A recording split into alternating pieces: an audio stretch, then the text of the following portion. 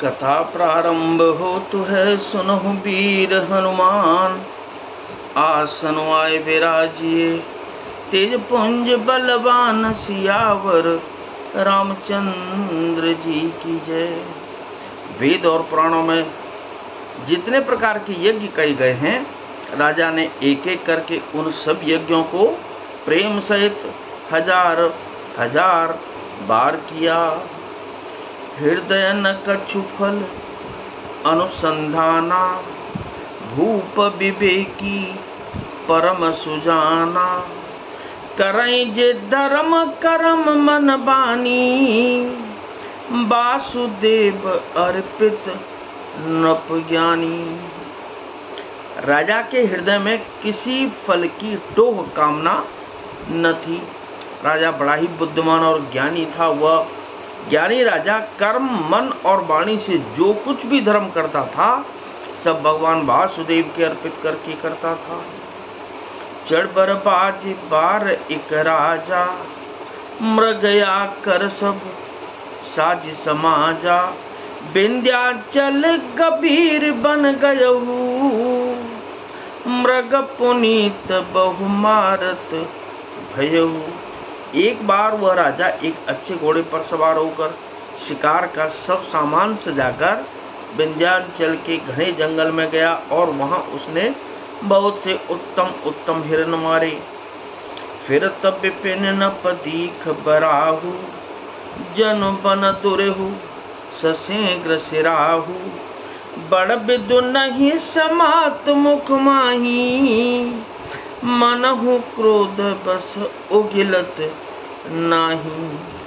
राजा ने वन में फिरते हुए एक सूअर को देखा। दांतों के कारण वह ऐसा दिख पड़ता था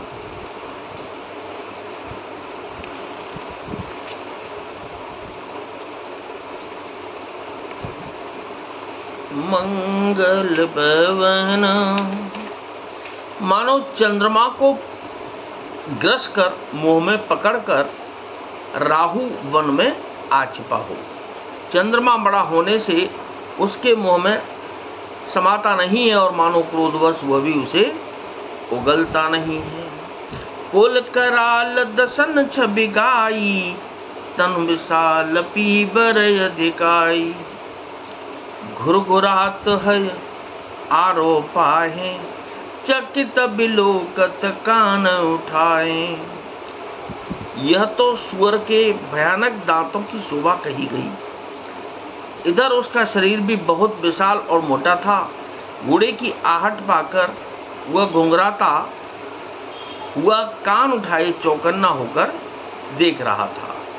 नील महीधर शिखर सम, देख विशाल बराहु। चपरि चलो ये सुटुक नप, हाँक न होहि। निबाहु सियावर रामचंद्र जी की जय। पवन सुत हनुमान जी की जय। नील पर्वत के शिखर के समान विशाल शरीर वाले उस सूअर को देखकर राजा घोड़े को चाबुक लगाकर तेजी से चला और उसने सूअर को ललकारा कि अब तेरा बचाव नहीं हो सकता। आवत देख अधिक रब बाजी, चले बराह मरुत गति भाजी। तुरत कीन नप सर संधाना, महि मिली गयहूं बिलोकत बाना। अधिक शब्द करते हुए घोड़े को अपनी तरफ आता देखकर सूअर पवन वेग से भाग चला। राजा ने तुरंत ही बाण को धनुष पर चढ़ाया। सूअर बाण को देखते ही धरती में दुबक गया। तक तक तीर महिष चलावा, कर छल सूअर शरीर बचावा। प्रगटत दुरत जाहि मृग भागा, ऋष बस भूप चले संग लागा। राजा तक तक कर तीर चलाता है, परंतु सूअर छल करके शरीर को बचाता जाता है। वह पशु कभी प्रकट होता है और कभी छिपता हुआ भागा जाता था, और राजा भी क्रोध के बस उसके साथ पीछे लगा चला जाता था। गयहूं दूर घन गहन बराहु, जह नाहिन गज बाजिन बाहु, अति अकेल बन विपुल कलेसु, तदपि न मृग मगत जहि नरेसु। सुअर बहुत दूर ऐसे घने जंगल में चला गया जहाँ हाथी घोड़े का निवास गम नहीं था। राजा बिल्कुल अकेला था और वन में क्लेश भी बहुत था, फिर भी राजा ने उस पशु का पीछा नहीं छोड़ा। कोल बिलो की भूप बड़ धीरा, भाग्य पैठ गिर गुहा गभीरा, अगम देख नप अति पछताही, फिर महाबन पर भुलाई।